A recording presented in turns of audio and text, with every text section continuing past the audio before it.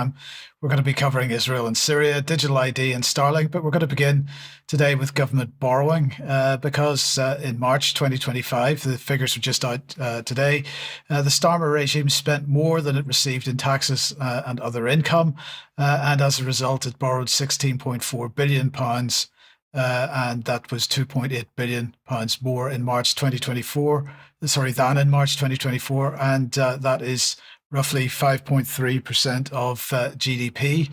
Now, in March 2025, if we just put this on screen, March 2025 was the third highest March borrowing on record. And the next two highest Marches were March 2021 and March 2023.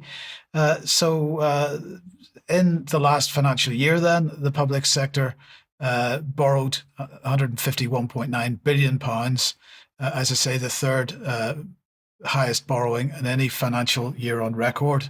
And the reason, well, they say it's on spending on public services, benefits, and debt interest, and all of those increased when compared with last year. But of course, debt to GDP is still around the 100% level.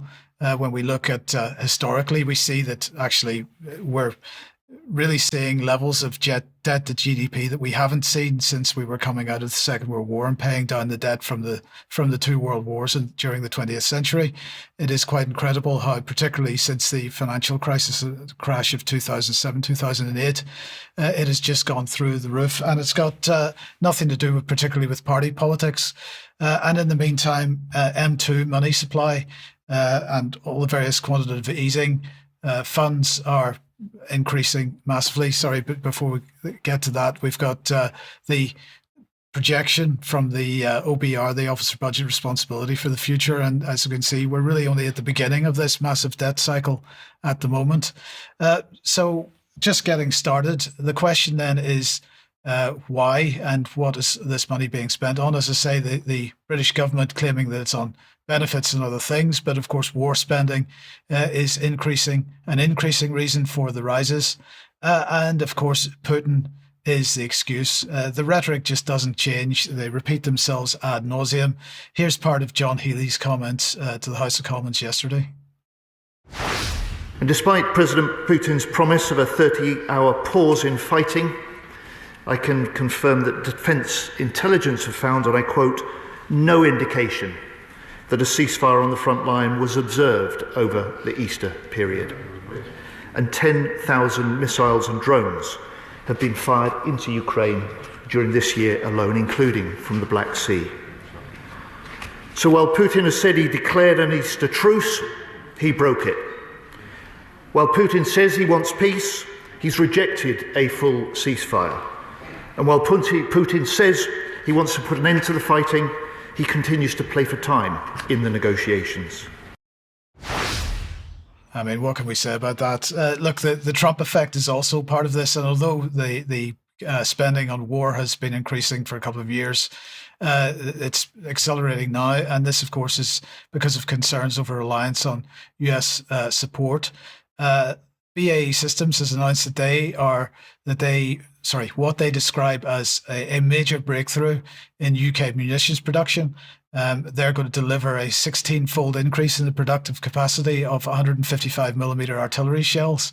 And this is when its new explosive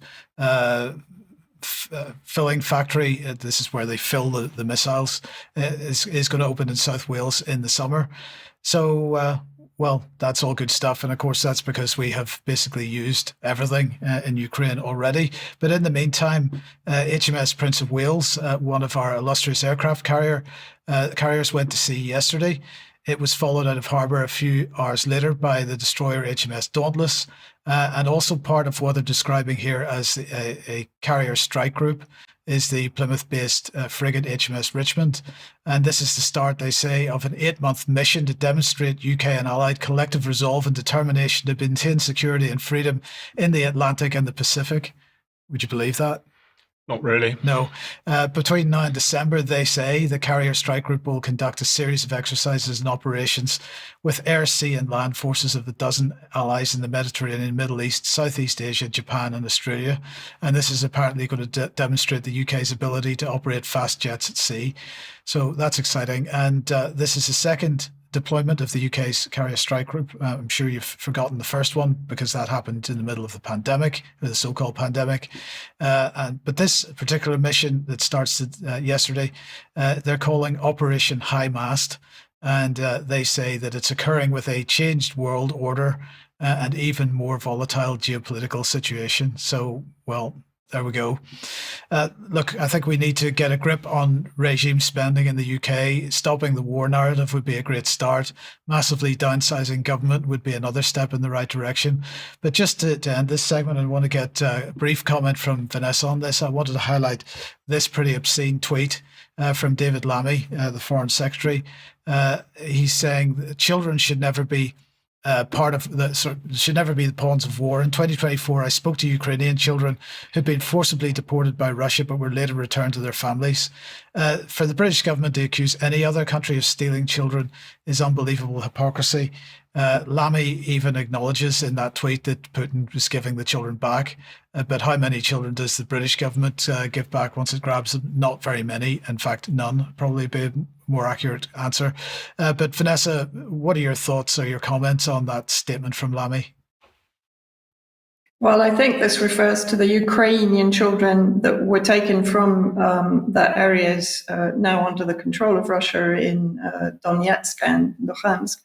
Children that I saw at the end of 2022 when I visited Eastern Russia, where many of them were living in really good refugee centers, holiday camps, with their parents or without them, with families, with psychological care, food, schooling, education, until they could be returned safely, as Lammy has actually admitted, to their parents once the Ukrainian forces that Lammy was supporting stopped bombing them.